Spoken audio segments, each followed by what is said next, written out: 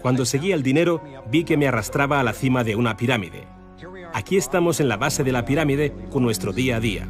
Por encima de nosotros está el gobierno, personas a las que se les ha otorgado un monopolio de poder y lo usan para imponernos impuestos y controlarnos, estemos de acuerdo o no.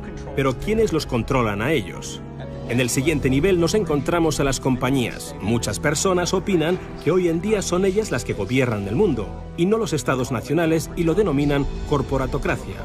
Para conseguir los recursos mundiales y controlar los mercados, esta corporatocracia debe tener acceso a dinero barato. Las grandes corporaciones obtienen sus préstamos a un interés especial de los grandes bancos. Lo que significa que aquellos que controlan los grandes bancos, la élite adinerada, son los que en realidad controlan las corporaciones. Mientras seguía el dinero me di cuenta de que casi todas las ideas que tenía acerca del capital no son ciertas. Es curioso el hecho de que nos planteamos muy pocas preguntas sobre cosas cotidianas, como por ejemplo, cuando vamos a un banco y pedimos un préstamo de, digamos, $50.000 o 50.000 libras. ¿Qué pasa en realidad? Veamos. Muchas personas viven la vida basándose en unas ideas que se alejan mucho de la realidad. Lo que en realidad pasa es que si pides 50.000 libras, escriben que en tu cuenta hay 50.000 libras. Eso es todo lo que hacen. No acuñan monedas ni imprimen billetes. No recurren a ningún metal precioso. Simplemente escriben en una pantalla de ordenador que tu cuenta tiene 50.000 libras. Desde ese momento, empiezas a pagar intereses sobre una cantidad de dinero que nunca ha existido, que no existe y que no existirá.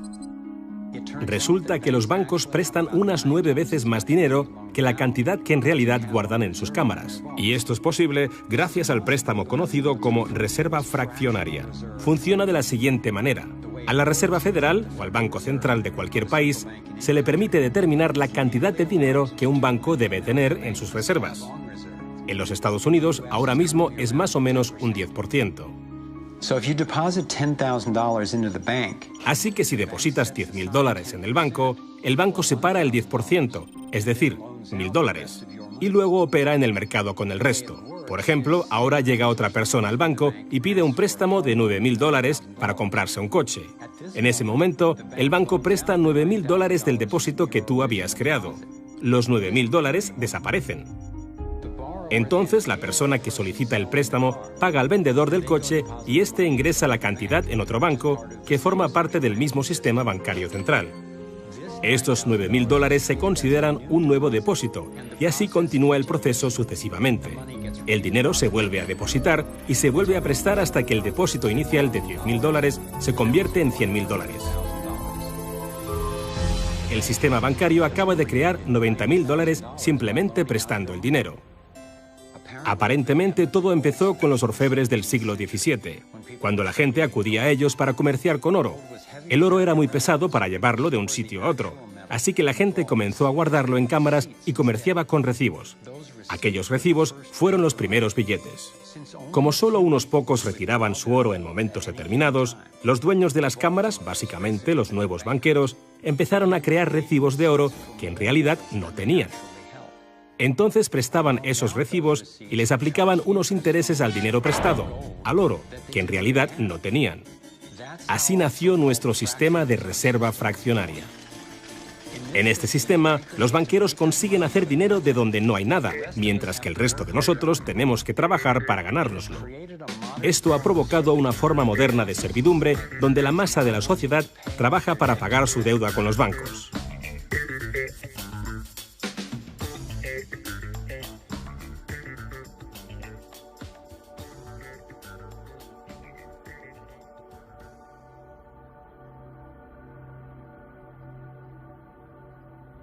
Bajo este esquema de reserva fraccionaria, inevitablemente nos hemos convertido en esclavos de la deuda de una élite financiera que nos gobierna. No porque sean mejores o más inteligentes que nosotros, sino porque han manipulado el sistema para beneficiarse de una gran parte de la gente de este planeta.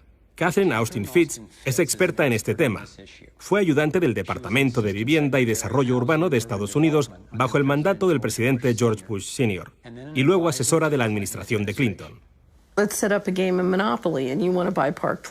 Imaginemos el juego del Monopoly. Ahora quieres comprar el Paseo del Prado. Lo que puedo hacer continuamente es imprimir dinero, darme más y más dinero, disminuir el valor de tu moneda al imprimir cada vez más. Da igual lo duro que estés trabajando o el éxito que tengas. Al final, siempre te puedo comprar y no me cuesta nada. Pero ¿cómo se explica que si vosotros o yo mismo fabricamos billetes, se nos acuse de falsificación? Pero si lo hacen los bancos, entonces sea un incremento de la masa monetaria. ¿Cómo han conseguido los bancos este poder? Esto es Jekyll Island, donde en 1910, representantes de los Rockefeller, los Rothschild, los Morgan y otros banqueros privados se reunieron en secreto para preparar la legislación que crearía la Reserva Federal. Ed Griffin se encargó literalmente de escribir un libro sobre lo que pasó en Jekyll Island. Los bancos centrales son como carteles bancarios, quienes se han asociado con los respectivos gobiernos de los países donde operan y se les ha otorgado un poder monopolístico sobre la creación del suministro monetario del país. Eso fue lo que los políticos les ofrecieron como regalo, se podría decir, a cambio de la asociación. Y a cambio, ¿qué ofrecen los banqueros a los políticos? Les prometen crear dinero de la nada, ahora que tienen esa potestad para hacerlo cada vez que el gobierno lo necesite. Y desde 2008 hemos presenciado la mayor impresión de dinero falso de la historia. La prestidigitación financiera disfraza los costes, esconde a quien debemos culpar y nos deja como esclavos de la deuda trabajando para pagar las facturas. Me ha chocado el hecho de que en el mismo año en que se creó la Reserva Federal, en 1913, se creara también el Servicio de Impuestos Internos, y desde entonces se estableció el impuesto sobre la renta. Así que todos nosotros tenemos que pagar la deuda de los políticos con intereses a los banqueros. El problema es que tenemos un sistema bancario privado y centralizado en los Estados Unidos, disfrazado de sistema público. Si buscas en la guía telefónica de aquí de Washington, en el área de DC, si buscas por la Reserva Federal, en las páginas azules gubernamentales, ahí no aparece nada, sino que aparecen las páginas blancas, justo al lado de Federal Express. Es un banco central y privado. ¿Cuál es la relación adecuada, cuál debería ser la relación adecuada entre el presidente de la Reserva Federal y el presidente de los Estados Unidos? Bueno, primero debemos dejar claro que la Reserva Federal es una agencia independiente. Y eso significa, básicamente, que no existe ninguna otra agencia del gobierno que pueda anular las acciones que emprendemos.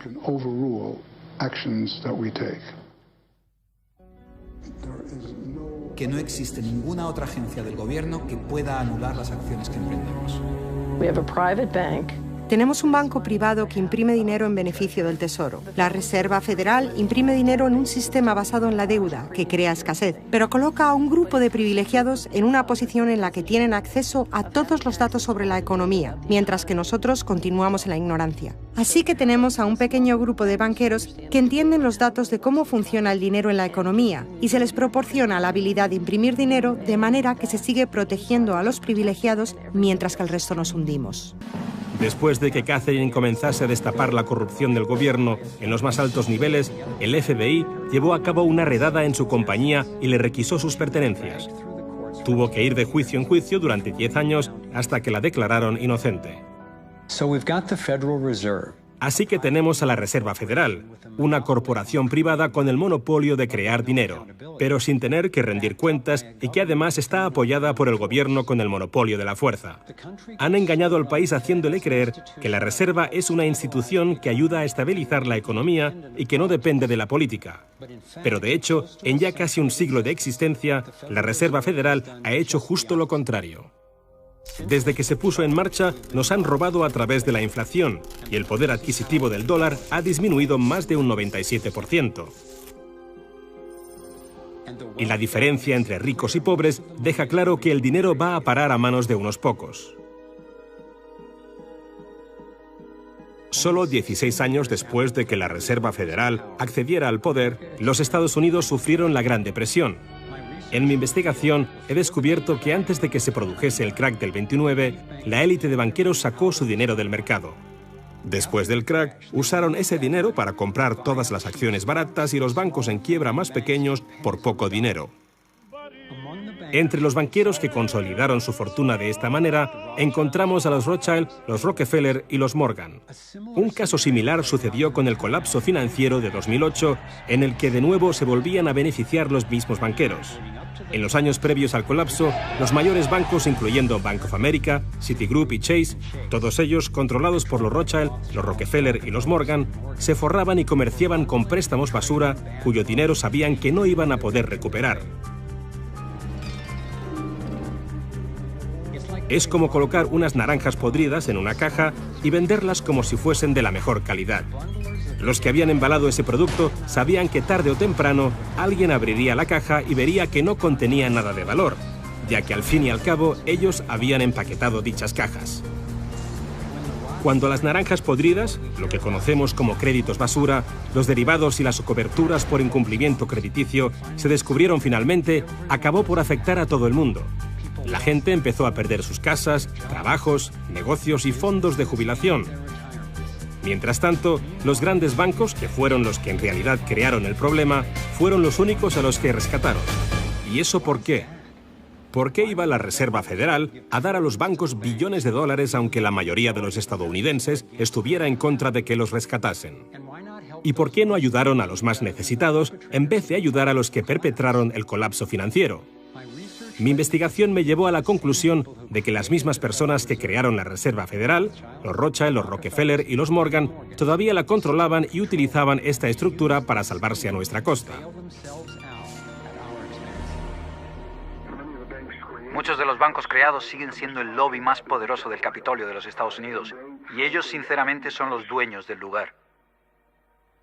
Estoy convencido de que el reciente colapso financiero de 2008 fue el resultado de un esquema de inflar y tirar orquestado, diseñado y ejecutado por los grandes banqueros para consolidar sus fortunas y su poder. David Icke nos explica cómo ve los denominados ciclos comerciales de la Reserva Federal. Fase 1 es como lanzar el sedal. Fase 1, colocas un montón de dinero, unidades de intercambio, en circulación. Para ello, bajas los intereses y concedes muchos préstamos. Esta es la parte del ciclo que denominamos boom. Como hay muchas unidades de intercambio en circulación, hay un montón de dinero que cambia de manos, que genera una gran actividad económica. Eso genera empleo y como se gasta más y más dinero, aumenta la demanda. Así que las compañías solicitan más créditos de dinero recién salido del horno para aumentar su producción. La gente coge confianza a su rutina. Pues resulta que trabajo para tal compañía y tienen muchos pedidos. Funciona de maravilla, tengo trabajo asegurado. ¿Y sabes qué? Estoy pensando en comprar una casa más grande. Luego empiezan a cambiar. Lo que hacen es tirar del sedal. Suben los tipos de interés. Ahora, cada vez hay menos personas que consiguen los créditos porque las condiciones de concesión se han endurecido. Y también, al aumentar los tipos de interés, una gran parte del salario de las personas se destina a pagar esa subida de los intereses y no al consumo. De repente, ya no hay tanto dinero en circulación y, por tanto, se compran menos cosas. Los beneficios de las compañías empiezan a disminuir, empiezan a reducir los puestos de trabajo y algunas comienzan a cerrar. La gente pierde sus trabajos. Ya no pueden pagar las hipotecas de esas grandes casas que se habían comprado cuando todo iba bien. Ahora los bancos empiezan a recoger el sedal, porque mientras la gente se declara en bancarrota, tanto las compañías como las personas, los bancos se quedan con las fortunas que sí que son de verdad. Con las propiedades, las tierras, los recursos que habían puesto como aval para que simplemente les prestasen unas cifras que solo aparecían en la pantalla del ordenador. Y llevamos siglos con este ciclo económico de tirar el sedal y recoger, de inyectar una gran cantidad de dinero en circulación, de hacerlos picar. Y lo que se ha hecho en realidad es robar. Y se ha propiciado que se acumule la verdadera riqueza del mundo en manos de unos pocos.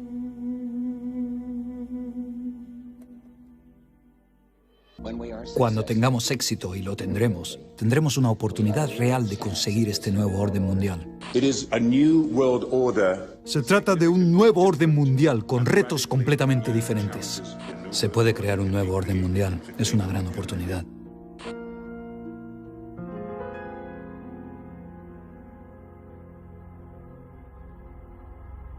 Teniendo en cuenta la situación de nuestro mundo ahora mismo, un nuevo orden mundial puede parecernos una gran idea.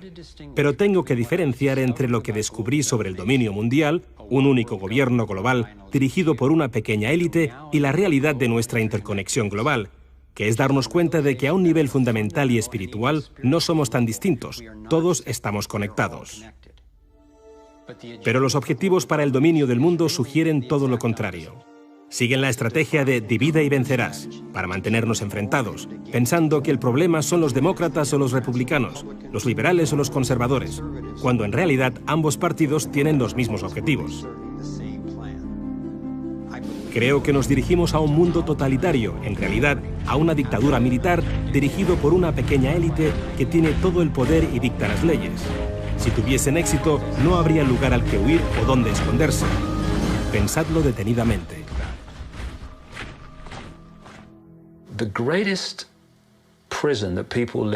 El miedo a qué piensan los demás es la mayor prisión en la que vive la gente. Lo que me pasó a mí como resultado de toda la ridiculización que sufrí fue que dejé a un lado ese miedo a qué puede pensar la gente de mí. Y cuando lo haces, te das cuenta de que hasta ese momento has estado viviendo en una cárcel. Y lo que me aportó fue una comprensión personal de lo fácil que es para unos pocos controlar a la gran mayoría. Lo único que tienes que hacer es dictar las normas de la sociedad. Lo que está bien y lo que está mal. Lo moral y lo inmoral. Lo bueno y lo malo. Lo sano y lo perjudicial. Lo posible y lo imposible. Y construyes lo que yo llamo una zona libre de problemas. Y si vives la vida dentro de esos parámetros de percepción, de creencias, y lo que dices y piensas encaja en eso, entonces la gente te dejará en paz, porque eres normal. Pero cuando te sales de ahí y empiezas a manifestar tus propias opiniones, lo que han creado los iluminados de Baviera es una población de guardias de la prisión que saltarán sobre aquellos que intenten salirse de la norma. Resulta interesante cuando alcanzas los límites de esa zona libre de problemas con tus opiniones y pensamientos. No estás pensando, si lo hago, ¿qué pensará el director del Banco Mundial? ¿Qué dirá? No, lo que pensamos es, ¿qué pensará mi madre? O los tíos del bar o mis compañeros de trabajo, ¿qué dirán? Y lo que han conseguido los iluminados de Baviera, al crear estas normas, es un ejército enorme de personas que se imponen dichas normas las unas a las otras.